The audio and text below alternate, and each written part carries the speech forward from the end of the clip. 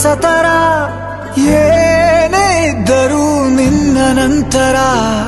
ನಾನು ಕಾಯುವ ಪ್ರತಿ ನಿಮಿಷವೂ ನೀನೆ ಗೊಂದಲ ನೀನೆ ಉತ್ತರ ಮೌನದಲ್ಲೇ ಮಾತನಾಡುವ